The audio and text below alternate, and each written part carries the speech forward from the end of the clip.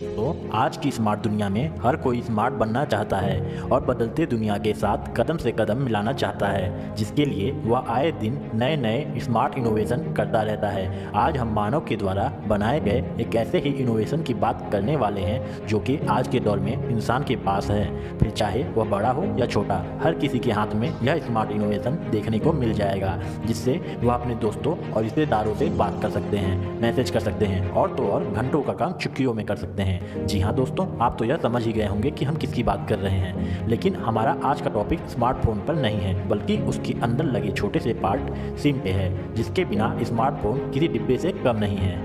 दोस्तों, हम बात कर रहे हैं सिम कार्ड की, एक ऐसी चीज़ जो स्मार्टफोन को सच में स्मार्ट बनाती है। वैसे तो सिम कार्ड के बारे में हर कोई जानता है कि यह क्या है और किस काम आता है, लेकिन क्या आप यह जानते हैं सिम कार्ड बनता कैसे है और काम कैसे करता है? आखिर दिन पर दिन सिम कार्ड का साइज छोटा क्यों होता जा रहा है? आगे जाकर सिम कार्ड में क्या और भी बदलाव होने वाला है? अगर आप यह सब नहीं जानते हैं तो कोई बात नहीं, क्योंकि आज की वीडियो में हम आपको यही बताने वाले हैं। तो चलिए शुरू करते हैं। दोस्तों, सिम कार्ड का पूरा नाम सब्सक्राइबर आइडेंटिटी मॉड्यूल या फिर सब्सक्राइबर आइडेंटिफिकेशन मॉड्यूल होता है। वैसे तो सिम कार्ड छोटा सा इलेक्ट्रॉनिक चिप है जिसका यूज मोबाइल में होता है।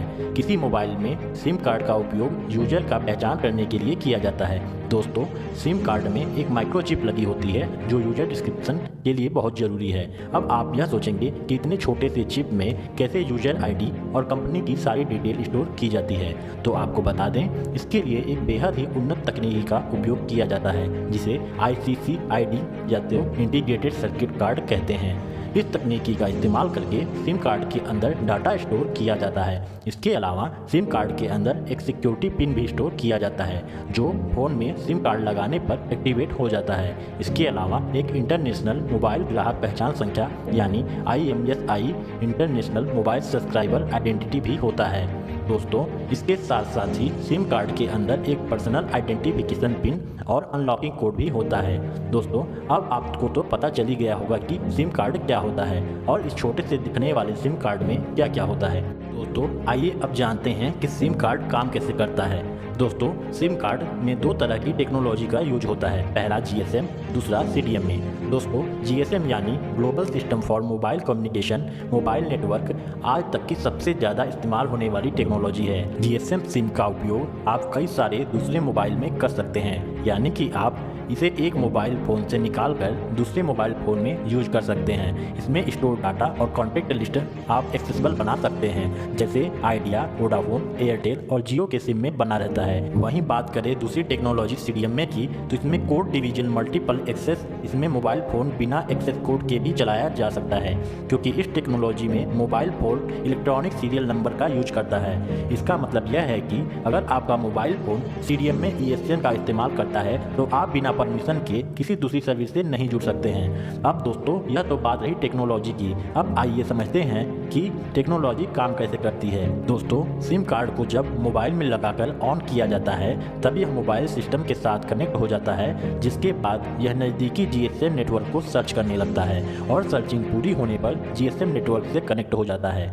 यह GSM नेटवर्क मोबाइल फ़ोन के ट्रांसलेशन सिग्नल को भेजकर कनेक्ट होता है, जिसके बाद आप अपने मोबाइल फ़ोन से किसी से कॉल पर बातचीत कर सकते हैं और कॉल आने पे कॉल रिसीव भी कर सकते हैं। इस तरह आप किसी भी व्यक्ति से कॉल पर बात कर सकते हैं, मैसेज कर सकते हैं और इंटरनेट का यूज कर सकते हैं और सिम कार्ड से कई सारे काम भी कर सकते हैं। दोस्तों, अब आपने यह तो जान लिया कि सिम कार्ड काम कैसे करता है। आइए अब जानते हैं कि सिम कार्ड बनते कैसे हैं। इसके लिए सबसे पहले मशीन में प्रोग्रामिंग की सेटिंग को फिक्स किया जाता है। इसके बाद प्रेस बटन को दबाकर मशीन स्टार्ट किया जाता है। उसके बाद मशीन में दूसरी फैक्ट्री से लाई गई गोल्डन चिप बेल्ट, जिसमें कि सिलिकॉन भी होता है, उसे कन्वेक्टर लेयर पे रखा जाता है। बाद में CNJC से मशीन से जिस कंपनी का सिम होता है उस कंपनी का प्लास्टिक कार्ड रखकर उस पर ऑटोमेटिक मशीन के जरिए सिंबल बना लिए जाते हैं, जिसके बाद एक साथ 4 सिम कार्ड कटकर उसके कई जोड़े बना लिए जाते हैं, जिसके बाद पंचिंग मशीन का इस्तेमाल करके इसे आपस से अलग कर दिया जाता है। अब तक यह सारे सिम कार्ड अपना असल रूप ले चुके हैं। इन सारे प्रोसेसिंग को पूरा होने के बाद सिम कार्ड को ऑटोमेटिक मशीन के हेल्प से पैकेजिंग के लिए भेज दिया जाता है। जब यह पूरी तरह से तैयार हो जाता है तो इसे मार्केट में उतार दिया जाता है। दोस्तों, सिम कार्ड लॉक एक बेहद ही जरूरी सिक्योरिटी फीचर्स है जो कि लगभग सभी मोबाइल के अंदर दिया जाता है, इसलिए आपको मोबाइल फ़ोन में आसानी से मिल जाएगा।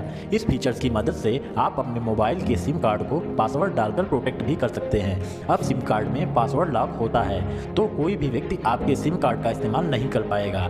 जब हम सिम कार्ड को पासवर्ड से प्रोटेक्ट कर देते हैं तो उसके बाद जब हम सिम कार्ड को दूसरे मोबाइल में डालेंगे और पावर को ऑन करेंगे तो मोबाइल चालू होने से पहले सिम का पासवर्ड डालने को कहेगा। अगर आपको सिम का पासवर्ड याद है तो फिर कोई बात नहीं, आप इसे आसानी से इस्तेमाल कर सकते हैं। अगर नहीं याद है तो इसे इस्तेमाल करना मुश्किल है और आपने 10 बार से ज़्यादा गलत पासवर्ड डाला तो समझ लीजिए आपका सिम लॉक हो जाएगा, जिसके बाद आपसे PUK नंबर की ज़रूरत होगी कि आपको कस्टमर केयर या फिर नज़दीकी सिम कार्ड स्टोर पर मिलता है। अगर आप PUK कोड को 10 बार गलत डाल देते हैं तो आपका सिम हमेशा के लिए बंद हो जाता है। ऐसे में आप चाहे तो उसी नंबर का सिम कार्ड अपने नज़दीकी टेलीकॉम ऑफिस से दोबारा ले सकते हैं। दोस्तों, आपने कभी गौर किया होगा कि सिम कार्ड का साइज दिन ब दिन छोटा होता जा रहा है, लेकिन जब 1991 में पहली सिम कार्ड को लॉन्च किया गया था तो उस समय सिम कार्ड का साइज ATM कार्ड के बराबर हुआ करता था, लेकिन अब ऐसा नहीं है।